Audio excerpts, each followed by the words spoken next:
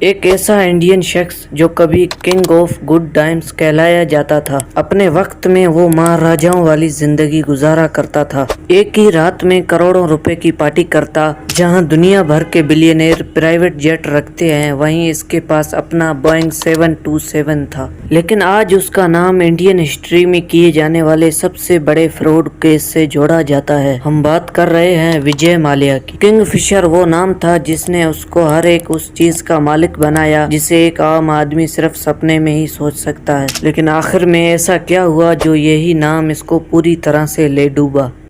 ناظرین، 1955 میں وجے مالیا کا جنم ایک رئیس گھرانے میں ہوا اور بچپن میں ہی اس نے اپنے لائف میں صرف پیسہ ہی پیسہ دیکھا۔ فادر وٹل مالیا کے پاس پیسے کی کوئی کمی نہیں تھی، کیونکہ انڈیا کی زیادہ تر لیگل انڈسٹری پر ان کا کنٹرول تھا۔ وہ یونائٹڈ بریوری کے ڈائریکٹر اور سب سے بڑے شیئر ہولڈر تھے۔ اپنی بزنس نیچر کی وجہ سے ان کو ملک بھر میں اچھی نگاہ سے نہیں دیکھا جاتا تھا۔ وہ میڈیا سے دور رہتے تھے اور کہا جاتا ہے کہ وہ اکثر اپنے خلاف کوئی بھی نیوز چلنے سے پہلے پیسے دے کر وہ نیوز بند کروا دیتے تھے۔ وجے مالیا ان کا اکلوتا بیٹا تھا۔ وہ بچپن سے ہی مہاراجاؤں والی زندگی گزارتا تھا، پر اس کے شوق کچھ الگ ہی تھے۔ وہ بچپن سے ہی گاڑیوں کا بہت شوقین تھا۔ جس وقت بچے انڈیا میں لڈو اور کنچے کھیلتے تھے، اس وقت وجے مالیا ریموٹ کنٹرول گاڑیاں چلاتا تھا۔ وٹل مالیا نے کبھی اس کے منہ سے چاندی کا چمچ نکالنے کی کوشش ہی نہیں کی، اور اس کا نتیجہ یہ ہوا کہ وجے جب بڑا ہوا تو اس کے شوق بھی ویسے ہی تھے۔ وہ اب کھلونوں والی نہیں بلکہ اصلی گاڑیوں کا شوقین ہو گیا۔ 250 سے قریب ونٹیج کارز کی کلیکشن اور 200 گھوڑے تو اس نے اپنے شوق میں پال رکھے تھے۔ اس کا یہ شوق وٹل مالیا کو پسند نہیں تھا، کیونکہ ان کا ماننا تھا کہ ایسا شوق پالنے والا انسان ایک اچھا بزنس مین نہیں بن سکتا۔ لیکن مہاراجاؤں والے شوق کا کوئی مول نہیں تھا۔ وجے مالیا نے 1982 میں انڈین گرینڈ پری کا ایوارڈ جیتا اور ٹرافی اپنے نام کر کر نیشنل چیمپئن بن گیا۔ وہ اپنے اس شوق کو نیکسٹ لیول تک لے کے جاتا، لیکن پھر ایک واقعہ ہوا جس سے اس کی لائف کا ٹریک ہمیشہ کے لیے بدل گیا۔ وٹل مالیا کی اچانک ہارٹ اٹیک سے موت ہو گئی۔ وجے اس وقت 28 سال کا تھا اور اس صدمے نے اس کی زندگی بدل دی۔ جس عمر میں وہ آزاد اور لاپرواہ رہنا چاہتا تھا، اس عمر میں اس کے اوپر باپ کی بزنس امپائر سنبھالنے کی ذمہ داری آ گئی۔ اس وقت کئی قریبی لوگوں کا ماننا تھا کہ وجے، جو کہ مہاراجاؤں والی زندگی کا عادی ہے، اس لیے وہ اتنی بڑی بزنس امپائر نہیں چلا پائے گا۔ لیکن جیسا سوچا گیا، وجے نے بالکل اس کا الٹ کیا۔ یونائٹڈ بریوری کے تمام پروڈکٹس میں سے کنگ فشر نے وجے کو سب سے زیادہ اٹریکٹ کیا، کیونکہ باپ کے مرنے سے چند سال پہلے ہی وجے نے خود اس کو لانچ کیا تھا۔ کیونکہ وجے اس وقت خود بھی ینگسٹر تھا، اسی لیے اس کو اچھی طرح سے معلوم تھا کہ کنگ فشر کو مارکیٹ میں اگر ہٹ کروانا ہے تو اس کا ایک ہی طریقہ ہے، ینگسٹر کو ٹارگٹ کرنا۔ بنگلور انڈیا کا وہ پہلا شہر تھا جہاں سے بمپس کا کلچر شروع ہوا، اور یہیں چھپی تھی کنگ فشر کی کامیابی۔ اس نے مختلف طریقوں سے کنگ فشر کو ینگسٹرز کے بیچ انٹروڈیوس کروایا، جہاں پبس میں اچھا ماحول دیا جاتا اور خاص طور پہ لڑکیوں کے لیے۔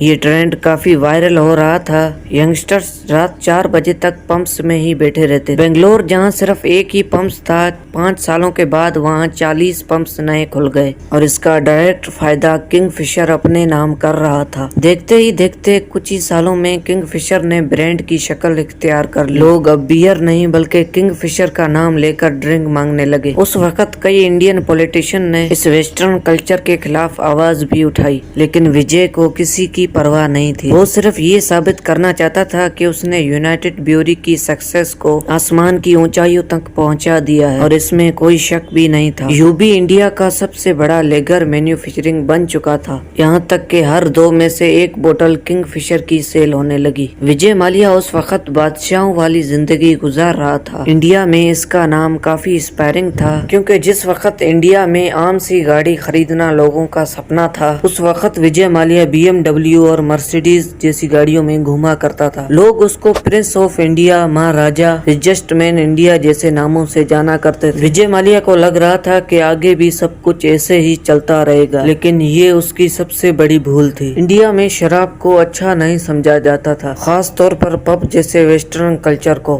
और इन सब को लेकर इंडियन सरकार के इरादे कुछ अलग थे। इन इरादों का प्रैक्टिकल विजय माल्या के लिए बुरे सपने से कम नहीं था। इंडिया के काफी हिस्सों में शराब पर पाबंदी लगा दी गई, किंगफिशर्स की सेल तेजी से गिरने लगी और बैंड स्टेट में सरकार ने ढेर सारी बोतल्स को पकड़कर उसके ऊपर $100 चलाना शुरू कर दिए। ये विजय माल्या का होने वाला डायरेक्ट लॉस था, पर ये तो सिर्फ एक शुरुआत थी। इसके बाद इंडियन सरकार ने विजय माल्या के खिलाफ घेरा मजीद तंग करते हुए एक नई मुसीबत खड़ी कर दी, क्योंकि जिन स्टेट में लिगर बेचने की परमिशन भी थी, अब वहाँ पर भी टीवी और न्यूज़पेपर में शराब की एडवर्टाइजमेंट पर बैन लगा दिया गया। ये फैसला एंड उस वक्त किया गया जब माल्या अपने बिजनेस की ग्रोथ पर फोकस कर रहा था। इस मोड़ पर किंगफिशर की एडवर्टाइजमेंट का एक ऐसा तरीका अपनाया गया जिसे सरोगेट एडवर्टाइजमेंट कहते हैं। ये एडवर्टाइजमेंट टेक्निक दुनिया भर में खास तौर पे उन प्रोडक्ट के लिए इस्तेमाल की जाती है जिसकी एडवर्टाइजमेंट पे बैन लगा हो।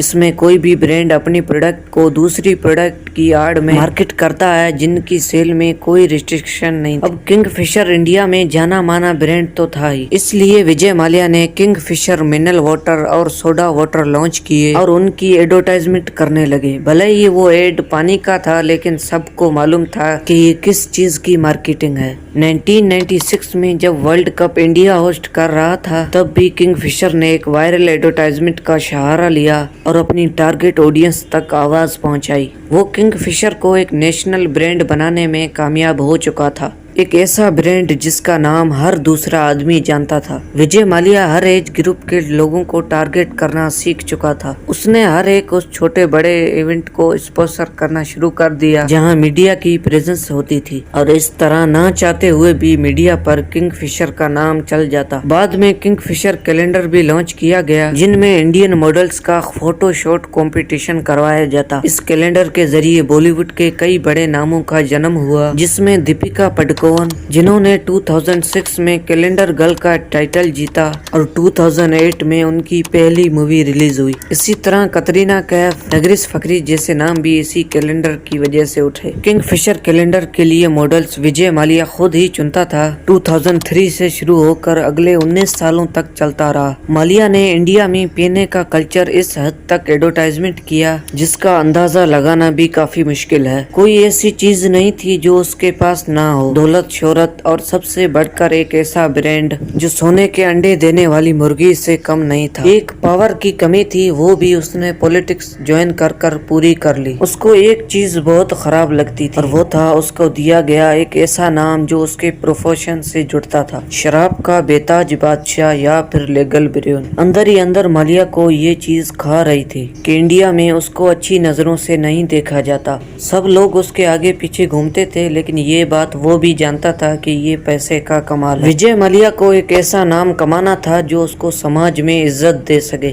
इसीलिए उसके दिल में एक खतरनाक प्लान बन रहा था। एक ऐसा प्लान जो विजय माल्या का किंग ऑफ गुड टाइम्स का टाइटल छीनने वाला था। 2004 में विजय माल्या ने 12 एयरबस A320 खरीदे जिनकी वैल्यू $240 मिलियन, और किंगफिशर के नाम से ही एक लग्जरी एयरलाइन लॉन्च करने की अनाउंसमेंट कर दी। वो एक आम आदमी का फ्लाइंग एक्सपीरियंस अपग्रेड करना चाहता था। एयरलाइन के कमर्शियल में बताया गया कि वो फ्लाइट अटेंडेंट नहीं बल्कि मॉडल्स हायर करते हैं। एयरलाइन की धमाकेदार लॉन्च के लिए एक बहुत बड़ा इवेंट रखा गया जिसमें मुल्क भर से हाई प्रोफेशनल गेस्ट को बुलाया गया। अपने बेटे की 18th बर्थडे पर किंगफिशर को लॉन्च किया गया। ये बिल्कुल अलग तरह की एयरलाइन थी। इस लॉन्च इवेंट की वजह से किंगफिशर का नाम दुनिया भर में छा गया और वो एक लाइफ स्टाइल ब्रांड के तौर पे उभरने लगा। एयरलाइन की फ्लाइट अटेंडेंट से लेकर खाने का मेन्यू तक विजय माल्या खुद सेलेक्ट करता था, और इन मॉडल्स का uniform famous fashion designer Manu Viraj Khosla से डिजाइन करवाया। इस एयरलाइन में ना एक क्लास थी ना इकोनॉमी क्लास, फिर भी इसको लग्जरी एयरलाइन कहा जाता क्योंकि विजय माल्या का कहना था कि इसमें इनकी अपनी क्लास है, किंगफिशर क्लास, और इसमें कोई शक भी नहीं था। फ्लाइट में ऐसी लग्जरी सर्विसेज दी गई जो इस बजट की टिकट में दूसरी एयरलाइंस नहीं दे रही। देखते ही देखते किंगफिशर ने भारत में एयरलाइन इंडस्ट्री को बदल कर रख दिया। अब आहिस्ते आहिस्ते विजय माल्या की वो लीगल ब्रेन वाली इमेज बदलने लगी, क्योंकि उसके पास शराब बेचने के अलावा एक एयरलाइन भी थी। विजय माल्या किंगफिशर एयरलाइन पर पैसा पानी की तरह बहा रहा था। एक दिन एयरलाइन की फैक्ट्री टूर पर उसको सेल्स टीम ने घेर लिया और ऐसी चीजें दिखाई। उसी दिन माल्या ने उनसे $1 अरब के नए जहाज खरीद लिए। मामला अब बजट एयरलाइन से हटकर प्रीमियम क्लास की तरफ जाने लगा, जो कि असल में मार्केट की डिमांड नहीं, क्योंकि ज्यादातर ट्रेवलर्स कम बजट में ट्रेवल करना चाहते थे। पहले जहां कोई क्लास नहीं थी, अब एक क्लास लॉन्च की गई, जिसमें बेस्ट चीजें सर्व होने लगी। लग्जरी सीटिंग, प्रीमियम सर्विस और खाना ऐसा जो शायद मेजोरिटी इंडियंस ने पहले कभी नहीं खाया था। नई क्लासेस लॉन्च करने और एक्स्ट्रा एयर बस खरीदने की वजह से एयरलाइन की ऑपरेशनल कॉस्ट काफी बढ़ गई। ज्यादा ग्राउंड स्टाफ और एक्स्ट्रा फ्लाइट अटेंडेंट्स हायर की गई, जबकि लग्जरी क्लासेस की डिमांड न होने की वजह से सेल्स पर कोई खातिर का फर्क नहीं पड़ा। इसकी वजह से पहले 18 महीनों में किंगफिशर एयरलाइन को 347 करोड़ रुपए का नुकसान हुआ। विजय के लिए ये मामूली रकम, और इस कंडीशन में भी वो एयरलाइन पर मजीद पैसा लगाता गया। किंगफिशर एयरलाइन पहले सिर्फ डोमेस्टिक फ्लाइट चलाती थी और विजय माल्या को इंटरनेशनल फ्लाइट लॉन्च करने की बहुत जल्दी, लेकिन मसला ये था कि कोई भी एयरलाइन इंटरनेशनल फ्लाइट तब तक लॉन्च नहीं कर सकती जब तक उसको 5 सालों में डोमेस्टिक फ्लाइट्स का एक्सपीरियंस ना हो जाए। लिहाजा उसने जल्दी के चक्रों में एयर डक्कन नाम की एक दूसरी एयरलाइन खरीद ली। एक तो ये सौदा मार्केट प्राइस से काफी ज्यादा पैसों में हुआ, और ऊपर से ये लोन का पैसा था जो विजय माल्या ने इंडिया के बैंक से लिया था। उसका प्लान सिंपल था कि लोन का पैसा लो, एयरलाइन पे लगाओ, रिटर्न पाने पर लोन चुका दो। कहने में तो बहुत आसान लग रहा है, लेकिन असल में ये एक ऐसा जाल था जिसमें सबसे बड़ी कंडीशन रिटर्न मिलने की। बहरहाल किंगफिशर अब एक इंटरनेशनल एयरलाइन बन गई। पैसेंजर्स भी खुश,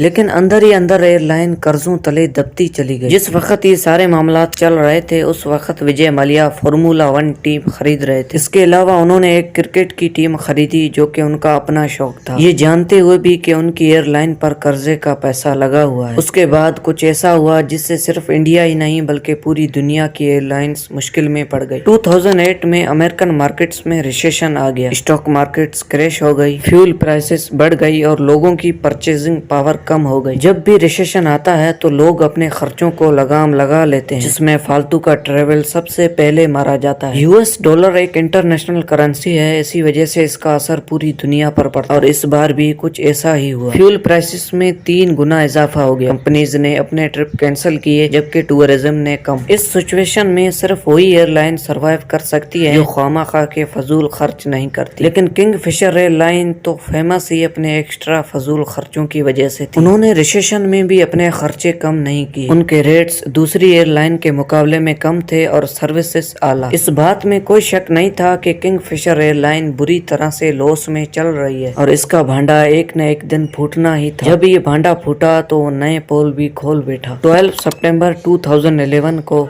एक कैनेडियन रिसर्च फर्म की तरफ से एक रिपोर्ट पब्लिश होती है, जिसका टाइटल था पाई इन द स्काई। इस रिपोर्ट में जो कुछ पब्लिश किया गया, उसने किंगफिशर एयरलाइन के सारे कच्चे चट्टे खोल के रख दी। असल में एरिटास नामी इस रिसर्च फर्म ने देखा कि जिस वक्त दुनिया की तमाम एयरलाइंस घाटे में जा रही हैं, उसी वक्त किंगफिशर की फ्लाइट आधी खाली जाने के बावजूद भी लोगों को शानदार सर्विसेज प्रोवाइड कर रही है। जब उनको मामला गड़बड़ लगा तो उन्होंने जांच पड़ताल शुरू कर दी। मालूम पड़ा कि किंगफिशर एयरलाइन के खर्चे उनकी सेल्स से भी ज्यादा थे। ये रिपोर्ट अब मजीद इंटरेस्टिंग हो गई जब उसमें ये बताया गया कि ये सारे खर्चे असल में लोन के पैसे हैं जो किंगफिशर ने मुख्तलिफ बैंकों से लिए हैं। अक्टूबर 2009 में ITBI, जो कि एक पब्लिक सेक्टर का बैंक है, उन्होंने किंगफिशर्स को $200 मिलियन का लोन दिया। अब नॉर्मली जब भी कोई बैंक लोन देता है तो वो पहले तसल्ली करता है कि जिसको लोन दिया जा रहा है क्या वो वाकई लोन चुका भी पाएगा कि नहीं। लेकिन विजय माल्या ने बैंक को झूठे डॉक्यूमेंट्स दिखाकर बताया कि कैसे आने वाले वक्त में उसको इतना ज्यादा फायदा होगा कि वो ये सारे पैसे वापस कर दे। अब क्योंकि उस वक्त विजय माल्या और किंगफिशर का बड़ा नाम था, इसी वजह से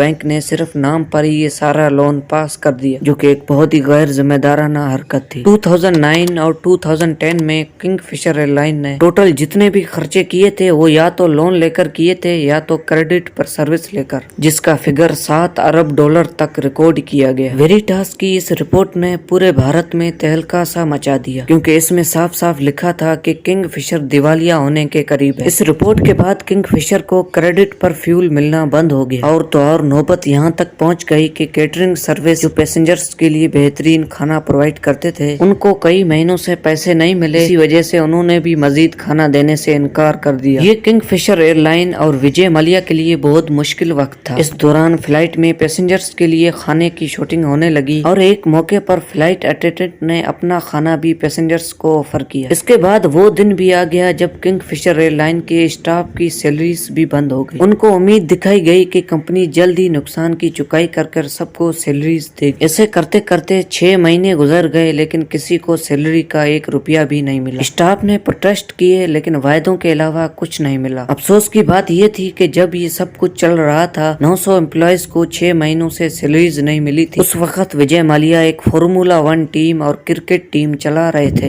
بے شک اس وقت کنگ فشر ایئر لائن کے پاس پیسے نہیں تھے، لیکن وجے مالیہ کے پاس تھے۔ اس کے شاہانہ لائف اسٹائل میں کسی بھی قسم کی کمی نہیں آئی، اور جب یہ سب کچھ کنگ فشر کے امپلائیز دیکھتے تو ان کا خون مزید کھولتا۔ اسی بیچ ممبئی کے انکم ٹیکس ڈپارٹمنٹ نے ٹیکس نہ دینے پر 2 مرتبہ کنگ فشر ایئر لائن کے بینک اکاؤنٹ سیز کر دیے۔ 2012 کے شروعات میں کنگ فشر کے آدھے سے زیادہ جہاز گراؤنڈ ہو گئے، اور یہ اپنا ٹاپ انڈین ایئر لائن کا ٹائٹل بھی کھو بیٹھی۔ اکتوبر 2012 میں directorate general of civil aviation نے کنگ فشر کا لائسنس سسپینڈ کر دیا، اور یہ کنگ فشر ایئر لائن کا آخری دن تھا۔ وجے مالیہ نے 17 انڈین بینک سے ٹوٹل 9,000 کروڑ روپیوں کا لون لیا تھا۔ ان میں سے زیادہ تر پیسہ پبلک سیکٹر بینکس کا پیسہ تھا، یعنی یہ پبلک کا پیسہ تھا۔ لون واپس نہ ملنے پر بینکس نے وجے مالیہ کے خلاف کیس فائل کیا، جس میں بتایا گیا کہ وجے مالیہ ایک ولفل ڈیفالٹر ہے، یعنی اس نے جان بوجھ کے بینک سے تب لون لیا جب اس کو معلوم تھا کہ اس کی ایئر لائن ڈوب رہی ہے۔ اس سارے معاملے کو لے کر CBI انفورسمنٹ ڈائریکٹریٹ نے بھی انکوائری کی، جس میں معلوم پڑا کہ لون لیتے وقت وجے مالیہ نے فیکس ڈاکومنٹس دکھا کر لون لیے تھے، اور انویسٹیگیشن میں اس چیز کے بھی ثبوت ملے کہ جو پیسہ کنگ فشر ایئر لائن کو بچانے کے لیے لیا گیا تھا، وہ اصل میں اس نے اپنی پرسنل لگژریز اور UB کے دوسرے بزنسز میں انویسٹ کیا۔ یہ ساری باتیں تو رہی ایک طرف، دوسری طرف وجے مالیہ کے خلاف لوگوں کا غصہ تب مزید بڑھ گیا جب اس نے ان حالات میں بھی اپنی 60th برتھ ڈے گوا میں بڑی شان کے ساتھ سیلیبریٹ کی، جس میں فیمس سنگر انریکے گلیسس کو بلوایا گیا۔ اس پارٹی میں ہونے والے دوسرے خرچے ہٹا کر انریکے کی پارٹی میں آنے کی کاسٹ ہی صرف $1.5 ملین تھی، یعنی ایک اندازے کے مطابق اس پارٹی میں ہونے والے خرچے کا 20% دے کر بھی وہ اپنے امپلائیز کی 6 مہینے کی سیلریز پے کر سکتا تھا، جو کہ اس وقت بہت ہی مشکل میں تھے۔ جب وجے مالیہ کے خلاف انڈیا میں لیگل کارروائی شروع ہوئی تو وہ 2016 میں انڈیا چھوڑ کر UK چلا گیا۔ انڈین اتھارٹیز نے اس کے پاسپورٹ کو کینسل کر دیا اور ان کے خلاف ایکسٹریڈیشن کے لیے UK گورنمنٹ کے پاس ریکویسٹ بھیج دی۔ انڈین گورنمنٹ چاہ رہی تھی کہ مالیہ کو واپس لایا جائے تاکہ اس کا ٹرائل انڈیا میں ہو سکے۔ UK کورٹس میں ایکسٹریڈیشن کیس کافی لمبا چلا، لیکن دسمبر 2018 میں UK کورٹ نے ڈیسائیڈ کیا کہ وجے مالیہ کو انڈیا واپس بھیجا جائے، جس پر مالیہ نے UK کورٹ کے فیصلے کے خلاف اپیل لکھی۔ دوسری طرف انڈین کورٹس میں وجے مالیہ کے خلاف انسولوینسی کے کیس چل رہے تھے، اور اس کی ججمنٹ بھی آ چکی تھی، جس کے تحت اس کے پراپرٹیز کو سیز کرنے کا آرڈر دیا گیا۔ انفورسمنٹ ڈائریکٹریٹ نے اس کے انڈین اور انٹرنیشنل ایسیٹس کو فریز کر دیا تاکہ بینکس کو ریکوری کی جا سکے۔ مالیہ کی لگژری کارز، بنگلوز اور UP کے کمپنی شیئرز کو آپشن کے لیے رکھا گیا۔ وجے مالیہ نے کئی بار انڈین بینکس اور کورٹ سے سیٹلمنٹ کی کوشش کی، لیکن کوئی سکسیس نہیں ملی۔ کنگ فشر ایئر لائن کے کولیپس کے بعد وجے مالیہ کا پبلک امیج کافی خراب ہو گیا۔ اس پر میڈیا اور لوگوں نے کافی کرٹیسائز کیا، اسپیشلی کیونکہ وہ UK میں لگژری لائف جی رہا تھا۔ انڈیا میں اس کے اوپر قرضہ چکانے کا دباؤ تھا۔ ابھی تک وجے مالیہ کی لیگل ٹیم اس کو بچائے ہوئے ہے، لیکن انڈیا میں اس کو واپس لانے کی کوششیں ابھی تک چل رہی ہیں۔